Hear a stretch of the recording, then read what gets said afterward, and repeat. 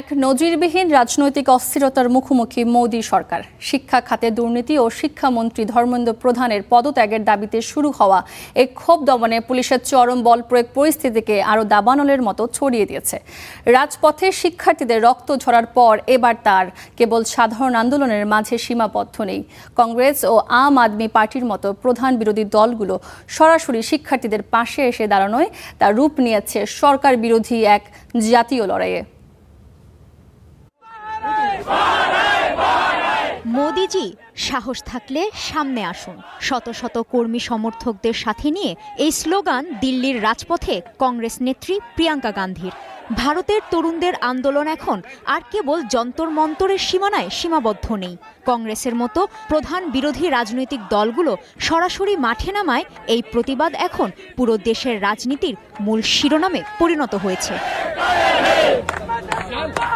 শিক্ষামন্ত্রী ধর্মেন্দ্র প্রধানের পদত্যাগের দাবিতে রোববার আন্দোলনরত শিক্ষার্থীদের ওপর পুলিশের নির্মম মারধরে রণক্ষেত্রে পরিণত হয় দিল্লির পার্লামেন্ট স্ট্রিট। স্তব্ধ হয়ে পড়ে পুরো রাজধানী। এর প্রতিবাদে সোমবার শিক্ষার্থীদের পাশে দাঁড়াতে মাঠে নামে কংগ্রেস। এক পর্যায়ে রাহুল গান্ধী সহ বিরোধী জোটের শীর্ষ কয়েকজন নেতাকে আটক করে পুলিশ।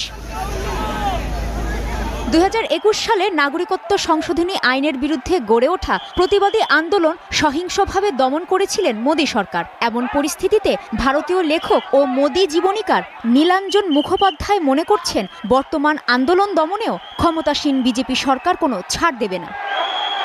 মোদি তার স্বভাব অনুযায়ী নিজের অবস্থানেই অটল থাকার সিদ্ধান্ত নিয়েছেন। বিক্ষোভকারীদের কোনো ছাড় না দিয়ে নিজেকে একজন শক্ত নেতা হিসেবে তুলে ধরতে চান তিনি। আন্দোলন দমাতে সরকার কঠোর পথেই হাঁটবে।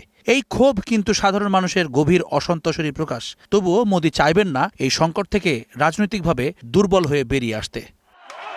অন্যদিকে আম আদমি পার্টির নেতা অরবিন্দ কেজরিওয়াল প্রধানমন্ত্রী মোদিকে কড়া ভাষায় হুঁশিয়ারি দিয়ে বলেছেন, জনগণই শেষ পর্যন্ত স্বৈরাশাসকের আসল জবাবটা দেবে। শান্তিপূর্ণ তরিকে সে বাচ্চা সংসদ কি ওর জানা চাহতে থে। মোদির নিজের কোনো সন্তান নেই, তাই সন্তান থাকার অনুভূতি কি তা তিনি বোঝেন না। আন্দোলনরত শিক্ষার্থীরা সবাই আমাদের সন্তান। বাচ্চাদের এভাবে ধরে ধরে পেটানো কোনোভাবেই মেনে নেওয়া যায় না। শিক্ষার্থীদের বলতে চাই, তোমরা অনড় থাকো, শক্ত হয়ে দাঁড়াও।